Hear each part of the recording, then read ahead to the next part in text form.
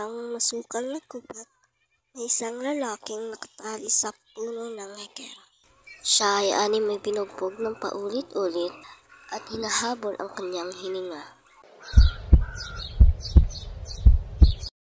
Siya si Florante, isang mandirigma mula sa Albania, ngunit tinakip at pinatapon sa labas ng kaharian. O Panginoon, patawarin mo ako sa lahat ng aking mga kasalanan.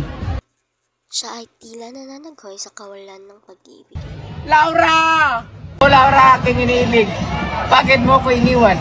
Ika'y sumamot, ako inilisan. Kay Adolfo sakim sa kapangyarihan, piti walang salay ay kanyang dinadamay. Habang si Florante walang pagod na naghihinakit, ay may isang gererong nagngangalang Aladdin, isang morong waring naliligaw ng landas at naghahanap ng lugar na kanya'y kikinhawa. Kabiguan din sa pag-ibig ang kanyang pasanin na inagaw ng kanyang ama na si Sultan Ali Atab. Hindi natin aakalain na magkagawa ng sariling ama ang agawin ang minamahal ng anak at ipagpalit lamang sa sariling ninanais. O kahirap naman itong aking nararamdaman na aking iniibig ay inagaw sa akin. Ako ngayon nandito sa kagubatan dahil ako ay pinagtaksila ng aking ama. Sa kalagitnaan ng kanyang pagdurusa ay may narinig siyang tinig. Tinig na animoy nasa kagubatan din. Ito'y kanyang pinakinggan at inunawaan. Sinundan ang tinig at kanyang pinuntahan. Napakapait naman ang nangyari sa kanya. Nakakahabag at tila wala ng pag-asa. Nasaan ka? Tutulungan kita.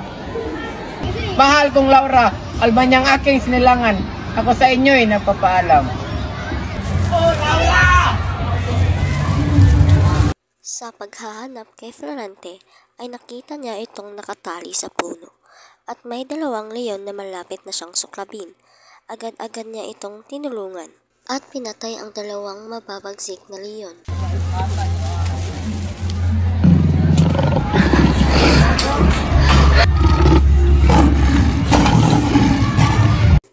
Pagkatapos niyang patayin ang dalawang leon, ay agad-agad niyang tinulungan si Florante mula sa pagkakagapos sa puno.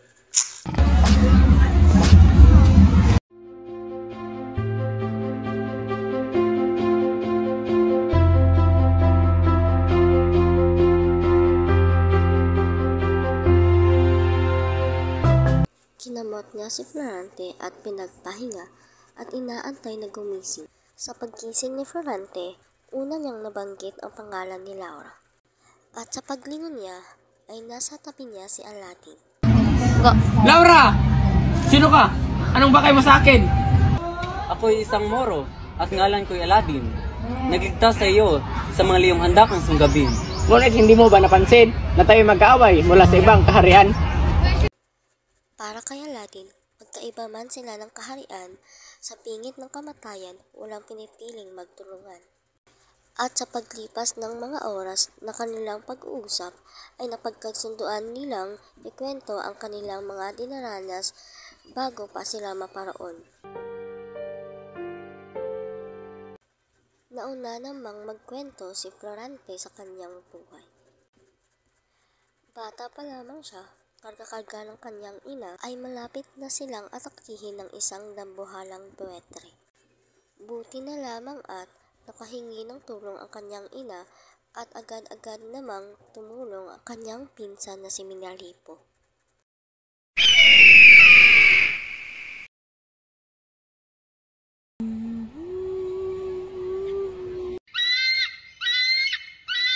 Tulong! Tulungan niyo ako! Itong sa'yo! Sa paglaki niya, naisipan ng kanyang ama na ipadala siya sa Atenas at doon na mag-aral. Aking anak, ikaw ay aking pag-aralin sa Atenas. At sana ikaw ay maging mabuting estudyante. At huwag ka maghahanap ng gulo. Opo, itay. Magkakasa ka. Mag-ingat ka, aking anak. Opo, itay. Alam, aking anak. Alam, itay.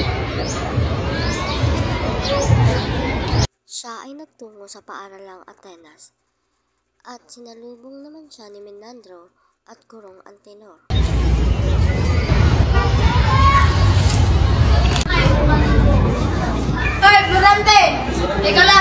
tawagin mo ang guro.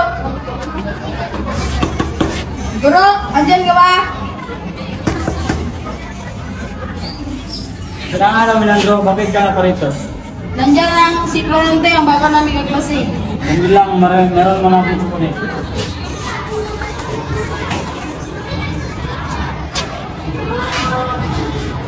Magandang araw, Florente. Ako ang guro sa Paralang Atinas. At sana'y magmagtulog ka sa aking klase. Opo, Guro Kadinar. At naikagala ko rin na makilala ko. Isang araw sa paaralan ay may ginanap silang dula-dulaan. Nakaroon tayo na ngayon ng isang pagsasadula. Ikaw naman, Florente, ang papel mo sa ating pagsasadula ay si Yukista. At ikaw naman, Adolfo, ang papel mo ay si Polines. At ikaw naman, Minandro, ang papel mo ay si Rina Yukista. Sa simula pa lang ng dula-dulaan ay tila may masamang binabalak na si Adolfo. Tinutuon niya ang dula-dulaan at nagtangkampas langin si Florente. Agad-agad naman itong pinigilan ni Minandro.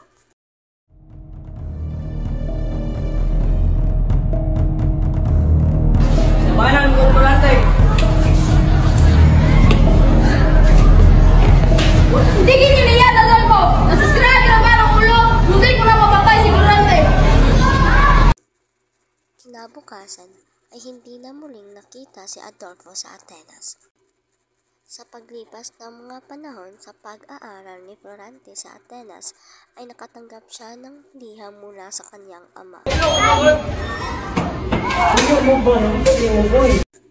Pagbukas niya sa liham ng kanyang ama ay doon niya nalaman ang nilalaman ng liham.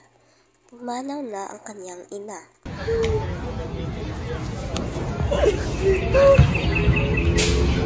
O aking ina, bakit mo ako iniwan?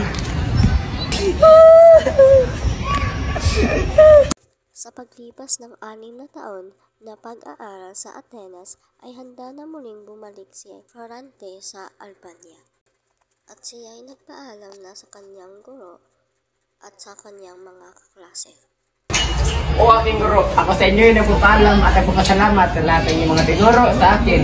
At ito'y magiging gabay at inspirasyon sa lahat ng aking mga pagsubok. Wala nga naman, Florente, at lagi mong tatandaan sa sa lubong sa pagdating ay masayang mukat na ipagkitang giling. Lalong pangingat at kaaway na lihim, siyang isa-isip nakakabakahin. Leandro, sabayan mo si Florente sa kanyang paglalakbay pauwi sa kanila. Opo, guro, makasaka.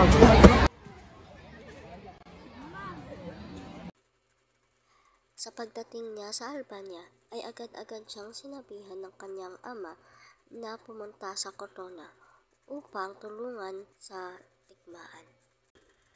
Pagdating niya sa Cortona ay sinalubong siya ni Haring Linceo at ipinakilala naman nito ang kanyang nag-iisang magandang anak.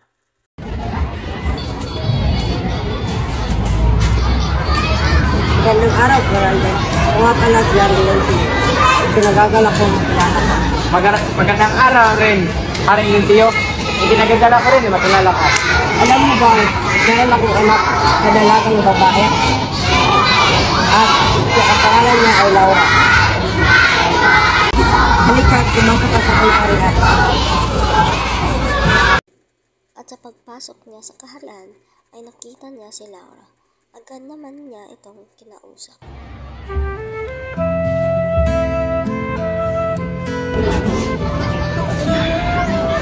Ako nga pala si Florente, ang anak ni Doc, si Sio. Ikinagagala ko na makilala ka, Laura. Itong dalawa'y hindi namalayan, puso nila'y magkasing kahulugan, hanggang sila'y naging magkasintahan at lubos na nagmamahalan.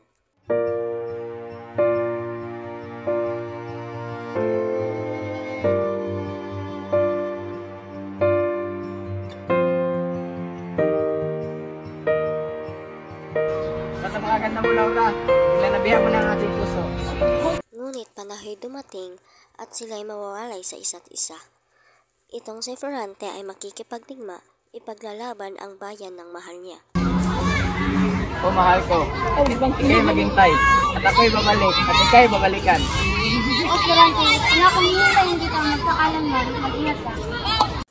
Nagsimula ang digmaan at sila'y nanalo mula sa mga kalaban. Sugod mga kawal!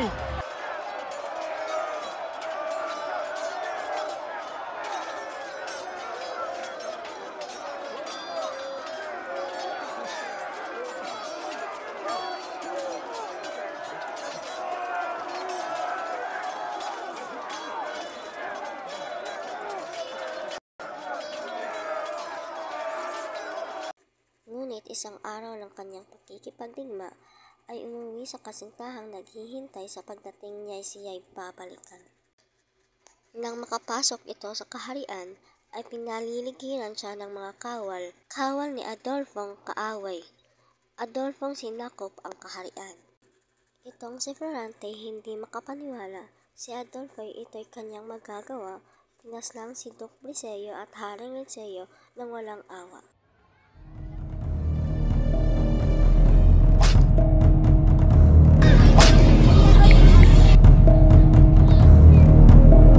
Si Adolfo ay karibal pala ni Florante sa pag-ibig kay Laura.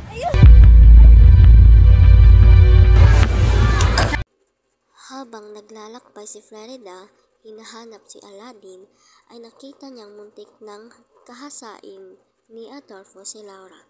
Agad niya naman itong pinana at tinulungan si Laura.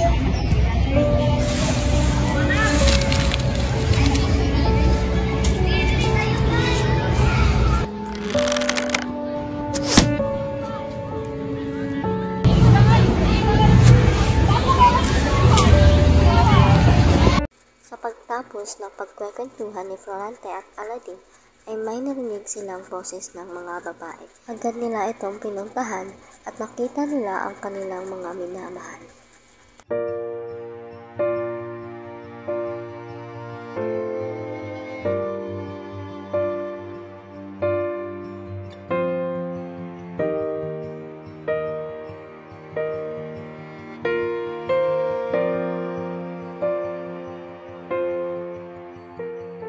Mahal kong Laura!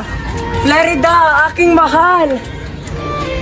Mahal kong Florida, tila natubuan ako ng pag-asa na makita kitang muli. Ako rin, aking mahal na Aladdin. Mahal kong Laura, matagal na kitang hinihintay. Ang tagal na rin kita hinihintay, mahal ko sa Umuwi silang apat sa kanilang mga kaharian at ikinasal. Sa huli, sila ay namuhay ng mapayapa. Florante, tatanggapin mo si Laura para magpagsahilig para sa iyo. Opo, Padre. At Laura, tatanggapin mo si Florante para magpagsahilig.